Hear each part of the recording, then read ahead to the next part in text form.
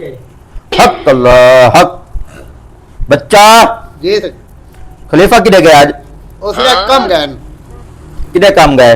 उसे कहीं तुम्हारी मेहमानी की थी वाल सड्डे ने उन्हें कैसे वाल मुर्शिद की वाल कढ़ाई घेन वजो अल मदीने वाला होटल वाला नहीं जा वो सड्डे थी यार। अच्छा अल मदीना होटल लगे उधर। जी जी तुम्हारे की अच्छा चलो चला जू ना तो को फोन करे को आगे बोटियां टंगे बने सी। ठीक है मैं हुने काट देना बाबा बोटी शौक नाल खांदे। ठीक हक अल्लाह हक। हक है अल्लाह हक। अस्ताने दा कोई हाल अविला? ऐसे ठीक है अल्हम्दुलिल्लाह। आज बाबा कावड़ा बधाई। अच्छा हां वो जंदे बकरे घेन आया थे रात। क्यों कावड़ा बधे? पता नहीं सही वो खांदा पे वाला आज हाल भी खुद पूछो चा बुजुर्ग वे इतना लोग गड्डिया दे ने निकबड़ी दे त्राय बकरे दे कावड़ा बधे। बस वाल कौन सुन आए हे मैं किसी मुर्शिद आली काम लगे बैठे न। अच्छा जिਵੇਂ ਵੇਲੇ थी ने वाल तोरा राब्ता करवाने है।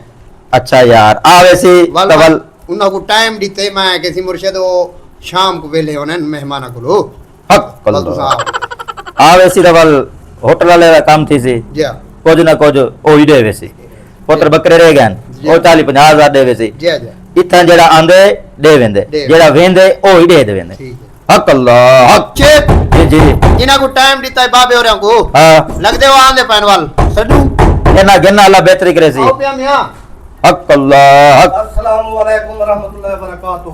वालेकुम सलाम व ये में बकरे त्राए कल बड़ा दिन आया महीना को तरह बकरे दे दे हम ओ दबे जेली पीरल खलीफा ही कहनी हो है कसा तो सही मेरा पुत्र की दीरा था ओके है सही त्राए बकरे के की दे बाला को मशहूर बाल है निक्के जे बाल है वेल गन नकली पीर आजकल जेली बहु आए वदन है क्या कीते तू सारे नाल त्राए बकरे हक है अल्लाह हक। हक अल्लाह हक।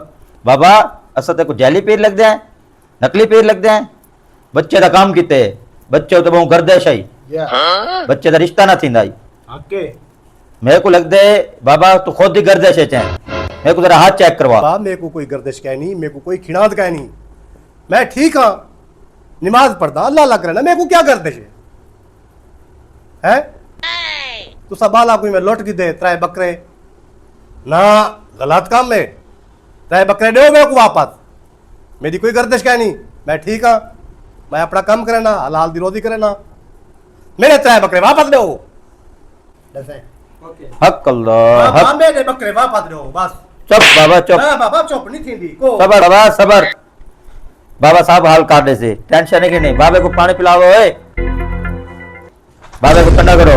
हक अल्लाह हक। हक है अल्लाह हक। पियो पियो बाबा पियो हक अल्लाह हक। हक है अल्लाह हक। हक अल्लाह हक। हक अल्लाह हक। हक है अल्लाह हक। बाबा ईमानदारी नाल एक गाल पुछण दे सेसो।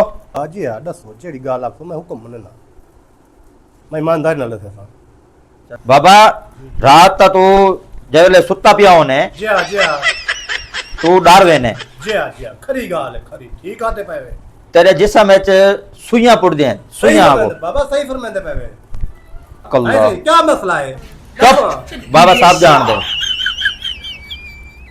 अंब तले सुता में जी हाँ तू डेदा पिया में पक्के अंब को उत्ते इवे जी हाँ उंदे ते चुड़ैल दा साया आई ओ आखे ए मेरे बालों को देता पे चुड़ैल आ गया गुस्से च ओ तेरे उते हावी थी गए तेरे जिस्म में वड़ गई है इवें सारी अंदर अल्लाह तेरा खून पीती वेंदी है ते को रात ता तकलीफ देंदी है अल्लाह सुइयां पुड़दियां सुइयां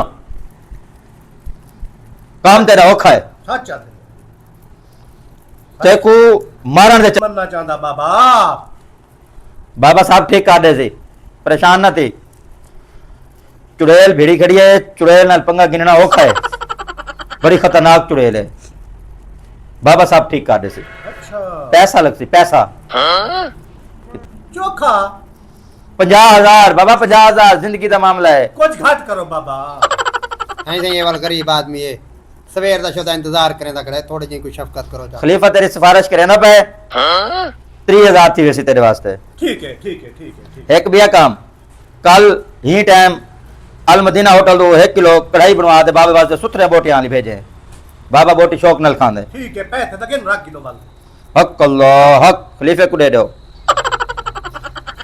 बाबा ते कौन दम करे सी ते तेरे वास्ते रात तवीज लिख सी चिल्ला करे सी अक्कड़ बक्कड़ बम्बे बो बाबे दा मसला हल करो अक्कड़ बक्कड़ बम्बे बो बाबे दा मसला हल करो। बाबा सब ठीक थी वैसी राज वाले समय आयतल कुर्सी का दाम काट दे समय जा बाबा जा तेरा काम थी वैसी खैर हुए बाबे दी वसदा रहो। हक अल्लाह हक अब आपा दे बकरे घिनर आया हतु 30,000 देती मैंने बाबा सच्चे पीर हैं। ठीक है जुलू ठीक है काम ठीक गया अपना ठीक है।